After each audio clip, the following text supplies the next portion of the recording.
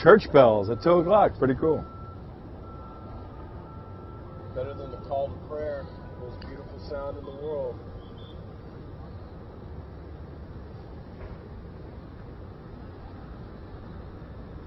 Yes. Yes. Nice breeze. It's got it.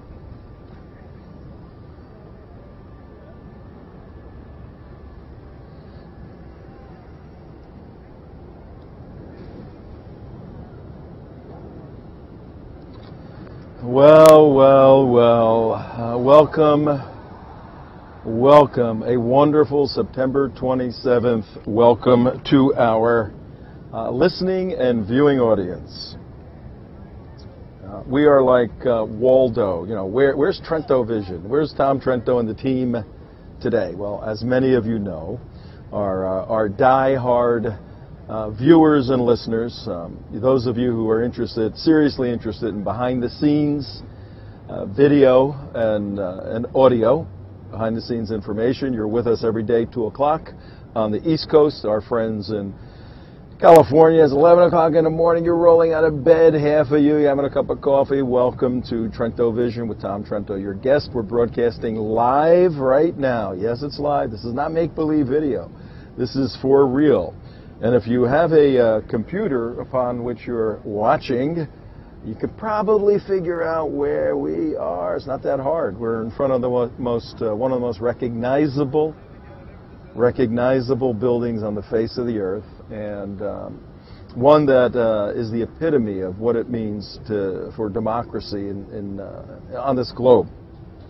And for those of you who are not fortunate enough, because you're driving in your car, or you're listening on your radio, or you're listening on iHeartRadio. Hey, we are really becoming fans of iHeartRadio. As you may know, and if you don't, you need to tell your friends and relatives and bloggers and everyone else that 8 to 9 every night, WNN 1470 rebroadcasts our show on the audio side. And if you're not in South Florida, from Miami or to Fort Pierce, that's okay. You know, we figured it out. You go get the app for your Droid or your iPhone, iHeart, H-E-A-R-T radio. Download it. In the search bar, put WNN in South Florida, and up comes the station, and you will get crystal clear audio. You may get sirens when we're on the road, or church bells, or crazy people behind us, but that's all part of running and gunning. We're running and gunning this week for you, for our listeners, our viewers, and we are trying to make sense out of a very confusing week in America, in the globe. As you know, we've been in New York City. We're not in New York City right now. Have you figured out where we are?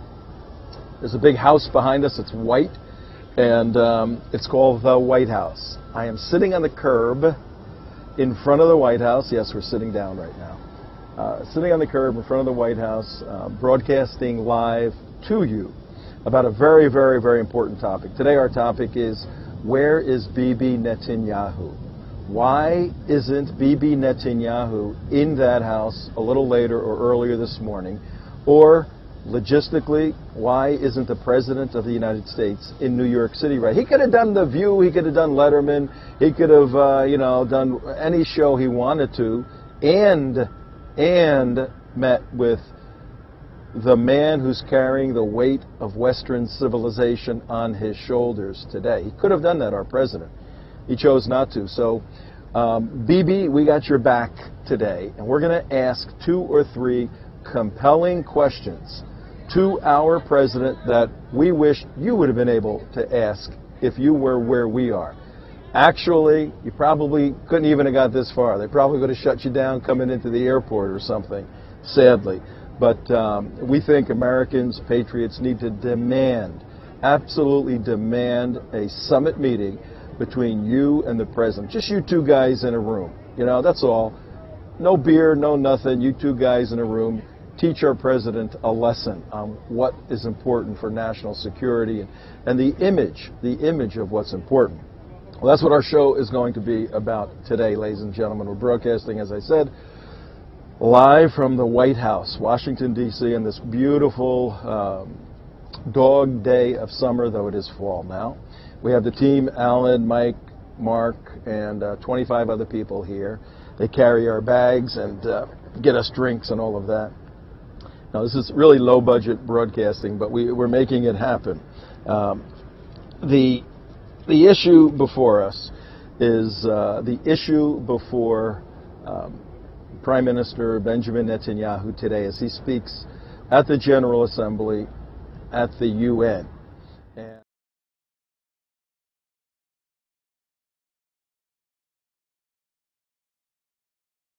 one little clip, and you on the video end, you're gonna see some frightening footage and listen to some frightening narrative.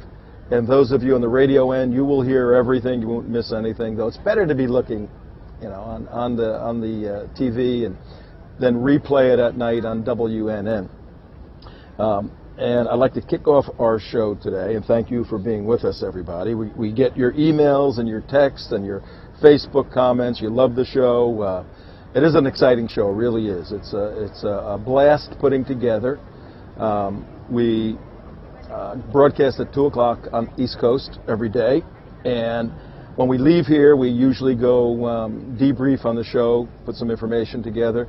If necessary, we go around and shoot some B-roll footage for you, or we do our work in our archived footage or internet footage, putting material together to bring you relevant shows with a point of view. We are not a mainstream media broadcasting network. We are advocates. We are activists. We truly believe at the United West in the U.S. Constitution. We believe in the right of Israel to exist, and we believe that Islamic jihadis are at war with the United States of America. Is that so hard to understand?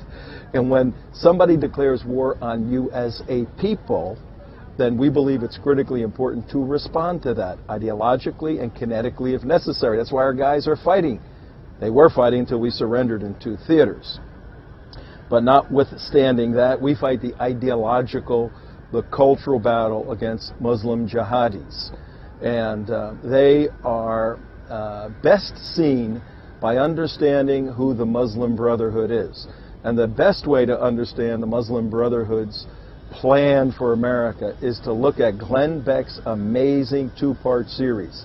Last night he aired the first part 1 of his series called The Project, and tonight he's airing part 2 of The Project. So if you're not signed up with Glenn Beck, we ask you to go do that. He's doing amazing work on that.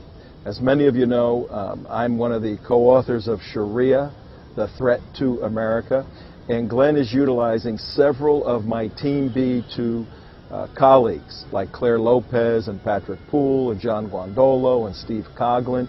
You'll see these folks in the project.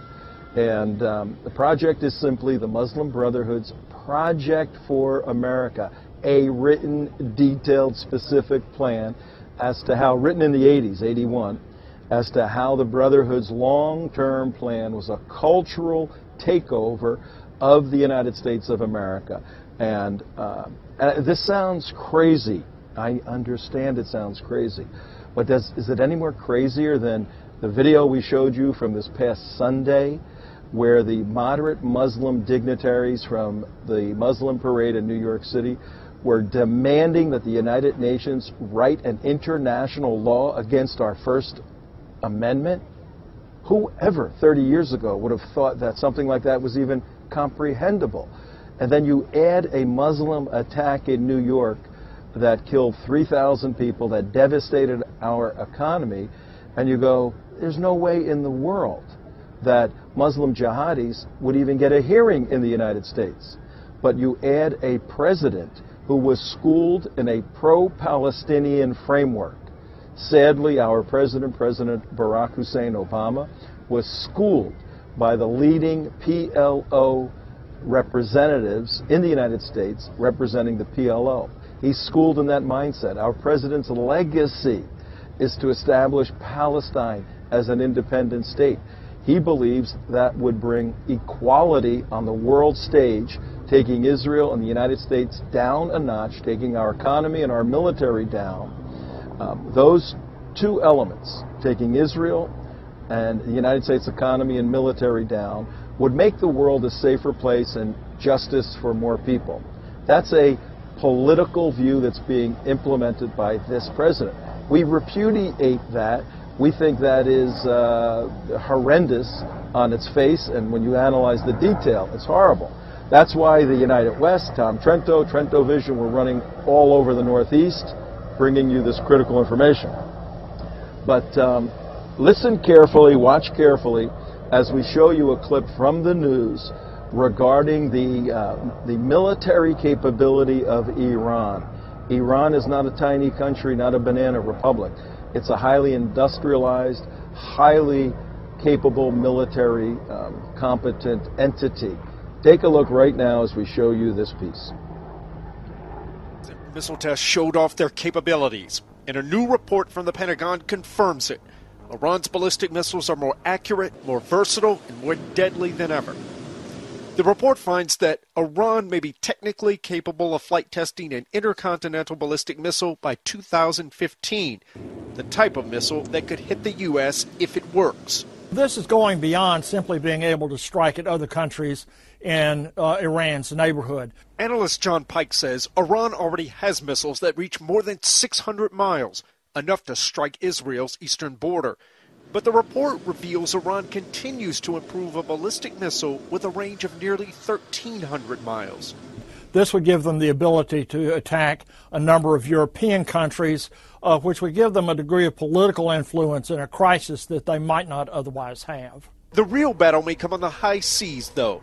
Within the last few weeks, the U.S. Navy has doubled the number of minesweepers in the region to protect the oil supply moving through the Persian Gulf.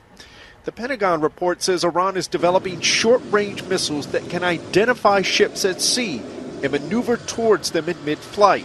And Iran already has a missile that could reach the U.S. if it could put it on a ship and move it to within 600 miles of the American coastline.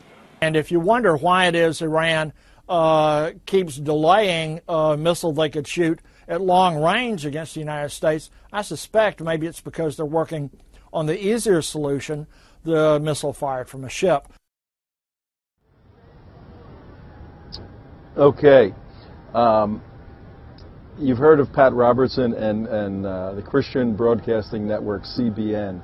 That was not CBN, and they do tremendous work. That was CNN. That is a mainstream center-left news organization reporting very accurately on the